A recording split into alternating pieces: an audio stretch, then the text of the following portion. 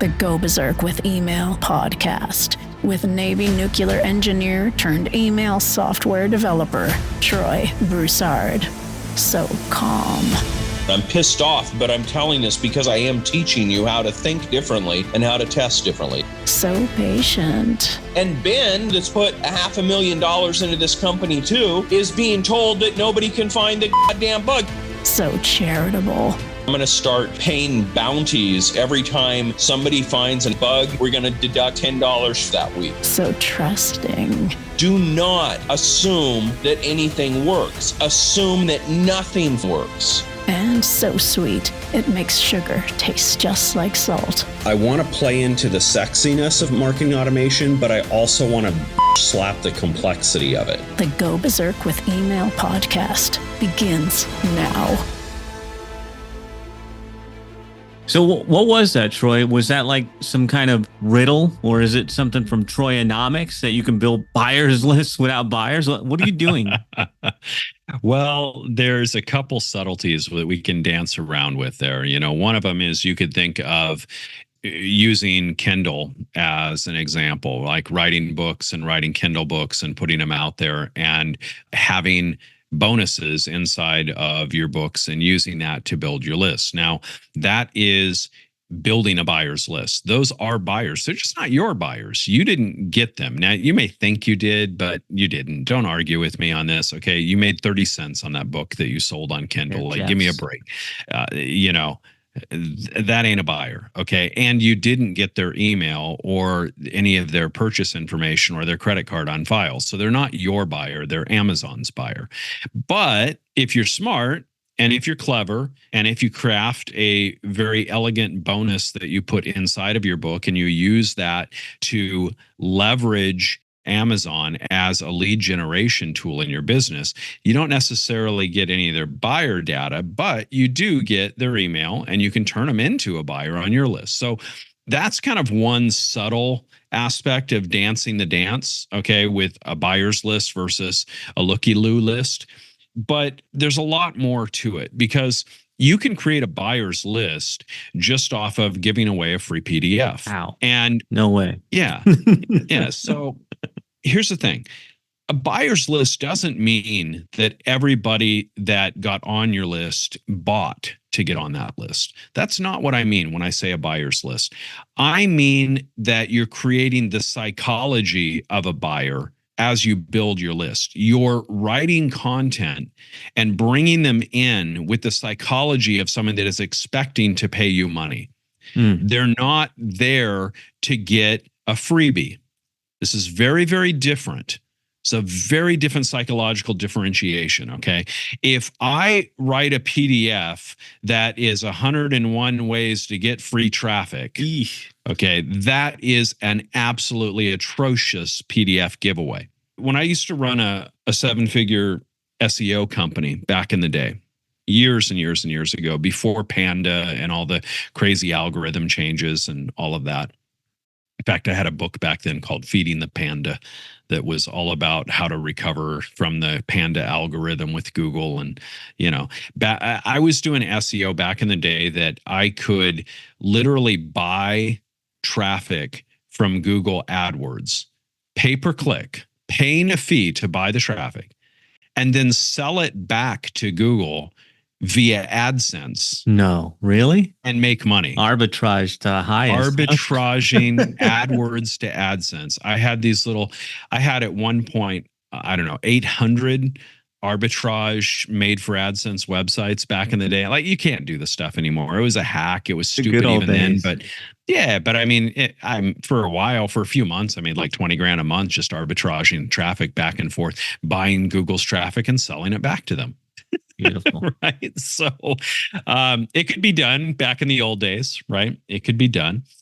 And we had this saying with SEO that if you wanted somebody to read the content, you only addressed one thing, one problem, and solved that one problem. If you wanted somebody to link to your website and you wanted to get clickbait or link bait, then you write the 101 ways posts. Those become link bait. People like to share them. People like to add a bookmark to them, but they never read them. And if they do read them, they never do anything with it. And they certainly don't look at you as the problem solver. They look at you as the problem giver, because you just gave them 101 ways to solve something, and they really wanted just one. They really want to just solve the damn problem. And you just told them 101 ideas to go think about. So this is a really core psychological understanding of crafting content. If you want to, the best PDF you could ever give, it's, if you wanted to get theoretical about this, of course, this would never work. But the best PDF that you could ever give would be so concise, so precise, so specific to the problem that somebody wanted, that immediately after they opted in on the web page, without even a PDF to download, there was a one-word answer that told them everything they wanted. That would be the ideal. One problem, one solution, no friction, no downloads, no double confirm. Like, that's the ideal. And so concise that you could do it in one word or one sentence and give them everything they want. Now, that's an ideal.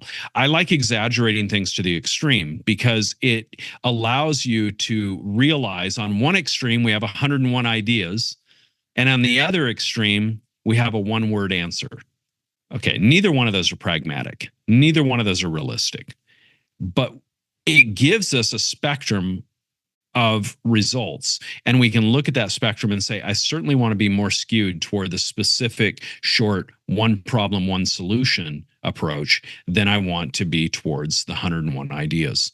One positions you as a problem solver, worthy of listening to. The other positions you as somebody that's just a researcher that's gone out and pilfered 101 ideas to throw them into a document and sound cute and clever, right?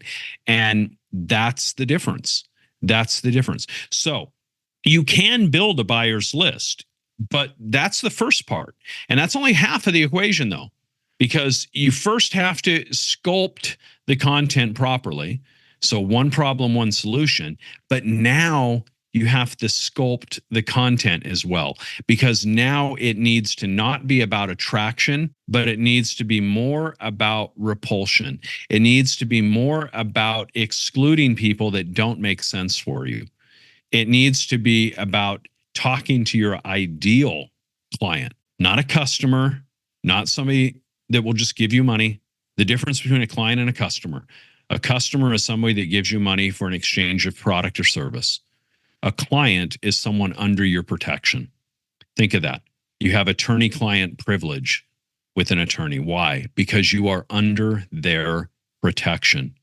The words matter. If you want to be a writer, you want to write email, words matter. Understand this subtle differentiation when you go to sit down and write an email to your list, and treat people as clients, not as customers. I don't have customers. I have clients, I have students, but I don't have customers. To me, a customer is a disrespectful term. It's like a taker term. I just want to take money from you. If you have clients, it trains your mindset to be in servitude to your clients. Your mission is to serve your clients, to protect them. And on my list, I protect my clients. And so it's a very different perspective. And if you allow that to filter into your writing style of that PDF, then you're creating a buyer mentality in that document that you're giving them, because you're not giving them some collection of ideas. You're giving them a solution. And you're doing it in a way that isn't needy and isn't attraction based, but it's actually qualification based, with repulsion copy that is pushing away the wrong type of people. So it's very non-needy, right? It's the difference between the sales guy that, is chasing you around everywhere you go, and the guy that's, just sitting in the corner that you got to go kind of haunt and get to get some attention, and then he acts like he doesn't even want to sell you, and that just makes you want to buy what he's selling more. It's different, right? I think I told the story in one of the other podcasts of, the dog, right? And how you catch a Siberian Husky. Those little suckers run like crazy, man. I had multiple Siberian Huskies in my life. And one time I got locked out of the house because the dog ran out the front door. And I saw, as I came out of the shower in my towel, and I came out the bathroom, and and I saw the door open and I knew he was on the street. And this was in Chicago, in Des Plaines, Chicago, in the snow of winter. And I'm out there running barefooted with a towel, chasing down this husky for an hour. All right. I came back and I'm like frostbite, and, I probably got the cops called on me for running around in a towel trying to get this little sucker. And I finally, the way I caught him is just giving up on him and walking away. I got so mad at him, I just walked away. Well, then he wanted to play. So then he started chasing me. And then every time he get close, I just ignore him and walk the other direction. And that's how you catch a dog. You don't go chasing them. You let them come to you. And that's the art of selling that masterful salespeople understand. And so when you want to create that sales relationship in your copy and you want to create that buyer's list, you don't want to be doing the needy salesman, right? And that's unfortunately what most people do in their copy. Buy for me, please. It's oh so good. I'll give you a discount. If you do it really quick, I'll give you a bigger discount. Please get 3 for 1. Like, oh my God, it's just, I want to slap it, right? But that's the way most people write. And that is the exact opposite of what you want to do. You're converting Perfect me. Example of this. I'll give him a plug, man. I'll give Ben a plug. He whines and moans to me that I don't plug him. And no, he doesn't. He never mentioned it. Marco Polo's you how sad he is. I know. He's never mentioned it, but I have fun trolling him anyway. So I'm going to give you a perfect example. Like if you go to bensettle.com and you opt into his email list, right? Just go through the process. There's nothing needy about it. You've got to go through several hoops and hurdles. You've got to check a box that you understand you're going to get marketed to. You've got to confirm your email address. It's not easy. There's friction in the way. And what you get, the PDF that he gives you, is a sample of his print newsletter. And it is a meaty newsletter. It's not written for the intellectually challenged, right? It is written for people that want to go deep in copywriting and email techniques. And so it's heavy. It's an effort to go through it, right? It's a process. That is all for a reason. The people that don't like that, the people that, I want an audible. Well, they're never going to get an audible for Ben. So bark at the moon. It's good to scare him the hell off right then and there. And so he does. I want a 30-second video or 15 seconds, even better. Yeah. Yeah, because Ben loves video. TikTok brain. What do you guys call it? TikTok brain. Here's something that I'm thinking about. And since you brought up Ben, I can go into this. But he talks about in his copy when he's telling stories about Wing Chun or Wang Chung or whatever the hell the karate deal is, but he talks about forward intent, right? And using the enemy's energy as they're coming and attacking you against them. And I hear you saying that something similar with this pre-sold list is buyer's intent, right? Using their energy of finding an answer, needing help with a certain thing, and having that buyer intent when they get on there so that you can just help them. And that's a direct response principle, right? One step at a time. Absolutely. Absolutely. But see, what most people do is they want to put little cheesy, easy tidbits in there to make it easy for everybody. They want to give them the cheat lists. They want to give them the cheat sheets. They want to do all. It's the exact opposite. You're building a looky-loo list of people that are never going to do anything, and you're catering to the wrong people. When you exclude the wrong people and focus on excluding them, then you are pulling out those that swim upstream. Right? You're pulling those out. Like, do I have to sit here and plug and spell Ben's name and give you the URL for the website and everything? No, you got to swim upstream a little bit. If you're not clever enough to figure out Ben Settle and query that in Google and find out what his website is, well, then you know what? He doesn't want you on his list. So I'm not like pissing him off by not giving you a little pre-canned URL. This is what we're talking about here. Learn to swim upstream.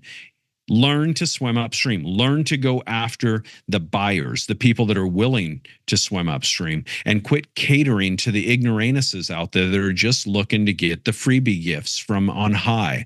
That's not going to make you any money, folks. This is about finding those that need you, that want you, and that value what you have to offer. And if they don't value you enough to go through the process, then that's a looky-loo list. one that I avoid. Now, I don't know how many episodes we've recorded, over 40. Is that the first time you used the word ignoramus? Probably, but I just make this shit up as I go, Jonathan. So, that's the beauty of being a Navy sailor. We just make this stuff up on the fly, man. We've invented most of the curse words on the planet. All right, man. Well, there's a lot there. There's a ton there. And I didn't think you could do it, but you got me. You got me. I believe that you could use a free PDF to call out buyer's intent. Absolutely. On that. And you can do this in any industry. Services can do it as well. They can attack the cheap services in their PDF to exclude them and sell high ticket through the PDF in a way that pushes away and repels the little freebie seeker, cheapo seepers, right? That, I just want to pay $12 a month for it. No, this is a $3,000 a month service, and this is why, right? You can repel them in that copy and qualify them right then and there. And that's the best time to do it. I want you off my list fast. If you're not aligned, get out. Go align with somebody else that wants to give you your little freebie cheat sheet crap. I don't want to deal with that. And I don't want the mentality of those people on my list. So it's sooner the better, right? The sooner they realize I'm not a fit for them, the better. And I wish them, I don't do it evilly. I want them to go away and go happy, just go somewhere else, because I'm not going to cater to them. So they need to go find somebody that will cater to them.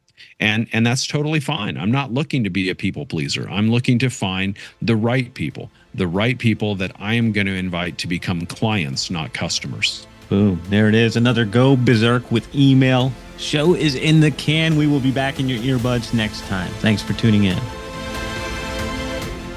To get a free Berserker Mail test drive with no credit card required, go to startmytestdrive.com. From there, you can play around inside the platform without pressure. Load up emails and campaigns to see how simple the interface is, and get comfy with everything before deciding to join. That's startmytestdrive.com. This is thepodcastfactory.com.